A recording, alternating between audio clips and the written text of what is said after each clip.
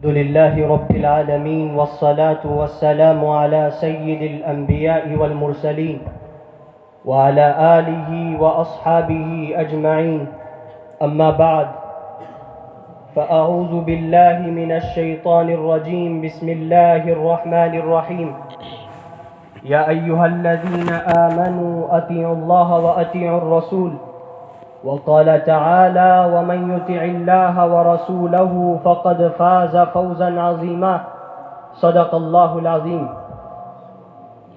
رئيس الحفلة المبجل والحاضرون الكرام وأساتذتي وزملائي وأحبائي، أريد في هذه الحفلة الكريمة أن ألقي عليكم كلمات حول طاعة الرسول صلى الله عليه وسلم في ضوء هاتين الآيتين الكريمتين.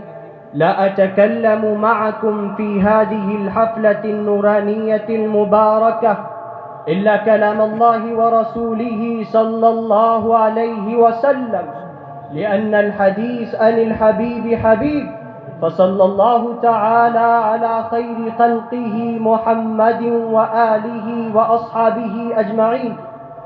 أيها الحاضرون، إذا تفكرتم في هذه الآيات الكريمة وأمعنتم النظر في معانيها ومفاهيمها، تبين لكم أن طاعة الرسول صلى الله عليه وسلم لازمة واجبة ثابتة مع طاعة الله تبارك وتعالى.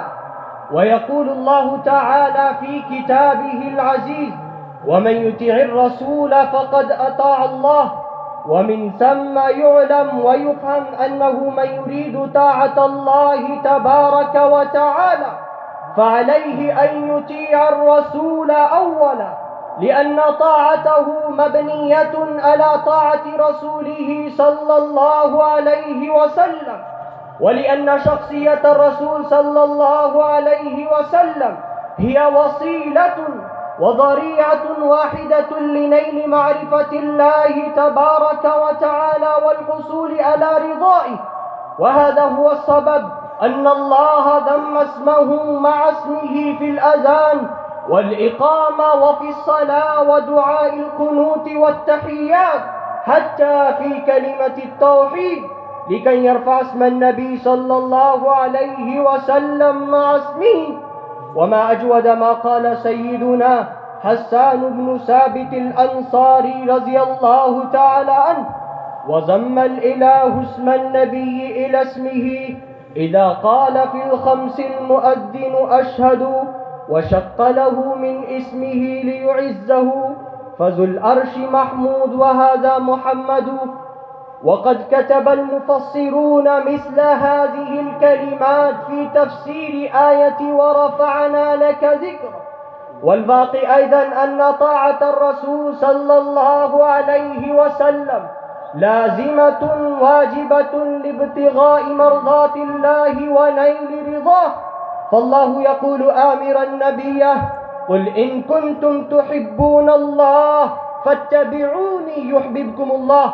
فمعلوم أنه لا يمكن الحصول على رضا الله تبارك وتعالى ومحبته بدون طاعته، كما يقول سيدنا محمد العربي صلى الله عليه وسلم: لا يؤمن أحدكم حتى أكون أحب إليه من والده وولده والناس أجمعين.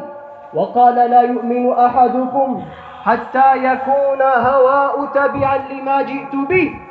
ووفقنا الله اتباع سيد الكونين أحمد المجتبى ومحمد المصطفى وطاعته، وجعلنا كالسلف الصالحين، ووفقنا تضحية النفس والنفيس لإعلاء كلمة الله في سبيل الحق. وما توفيقي إلا بالله، عليه توكلت وإليه أنيب.